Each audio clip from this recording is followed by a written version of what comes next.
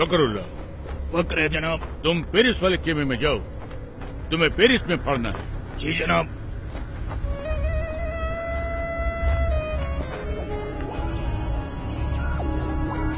फकरुल्लाह। फक्र है जनाब। तुम अमेरिका वाले खेमे में जाओ, तुमको अमेरिका में पढ़ना है। जनाब।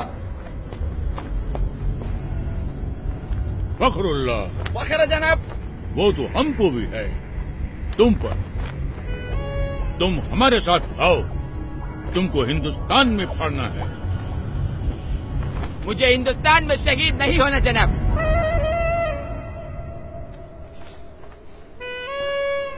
वहाँ पहले ही बहुत आतंक है।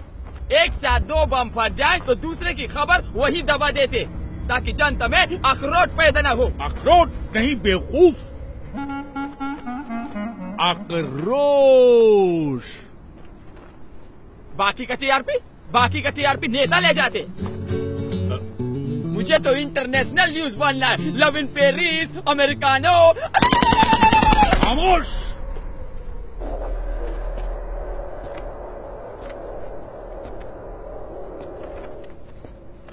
बदअक्ल, बदशक्ल, बेवकूफ, नामाकूल, गुस्ताख।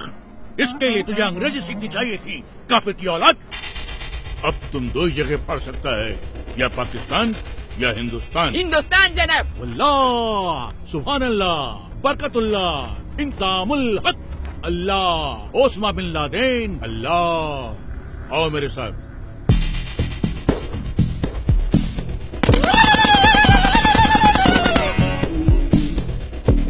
एक बात ध्यान रखना, किसी भी मुल्क में जाकर पढ़ने के लिए सबसे पहले तुम्हें उस मुल्क के आम आवाम का एक हिस्सा बनना पड़ेगा, जिससे किसी को भी तुम पर शक न हो। इसलिए सबसे पहले मैं तुम्हें एक सच्चे हिंदुस्तानी जैसा बनाऊंगा, और सच्चे हिंदुस्तानी जैसा बनने के लिए तुम्हें हिंदुस्तान की तवारीख यानी कि हिस्ट्री और वहां की रवायत जाननी होगी, और वो तुम्हें मैं न नहीं बताऊंगा, ये बताएगा।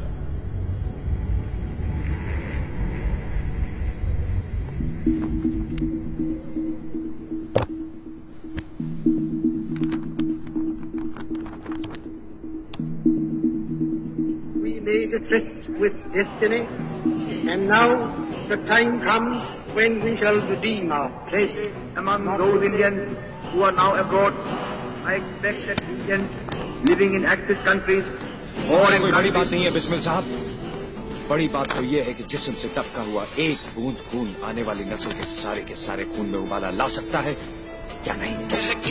तेरी फिजा में हम बन के हवा का झोंका, किस्मत वालों को मिलता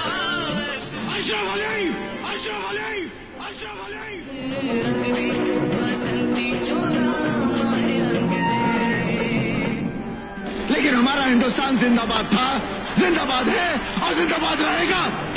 हिंदुस्तान जिंदाबाद। देखा जाए बर्बादियों का समा, ईश्वर या अल्लाह ये पुकार सुन ले, ईश्वर या अल्लाह हे दाता।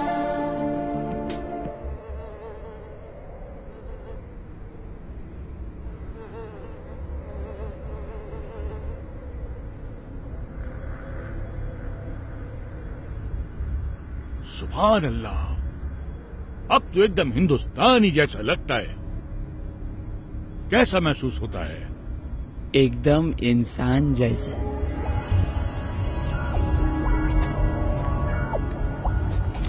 अब तू पढ़ने के लिए एकदम तैयार है।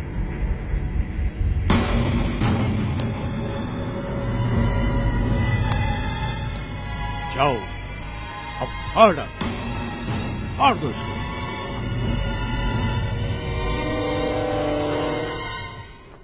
15 अगस्त 1947 सैकड़ों स्वतंत्रता सेनानी, जिसमें मुसलमान, हिंदू, सिख, ईसाई चारों कौम की शहादत के बाद भारत को आजादी मिली।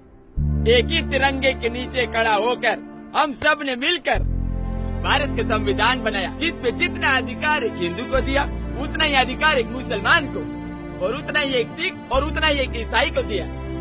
एक ऐसा देश जो हर मजहब को जानता हो, पहचानता हो, अपना मानता हो।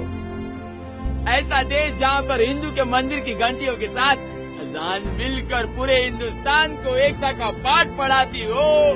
ऐसे देश में कोई कैसे बम फाड़ सकता है?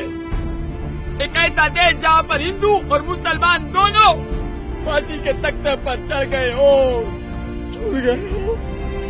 ऐसे देश पे बम कोई कैसे फाड़ सकता है? खामोश, नामाकुल, बदबख्त, गड़रिये की औलाद, काफिर, वापस तो हमारा बाप, हम खुद फाड़ देगा, हम खुद फोड़ेगा इसको। अरे हाँ, छोड़ दो इसको।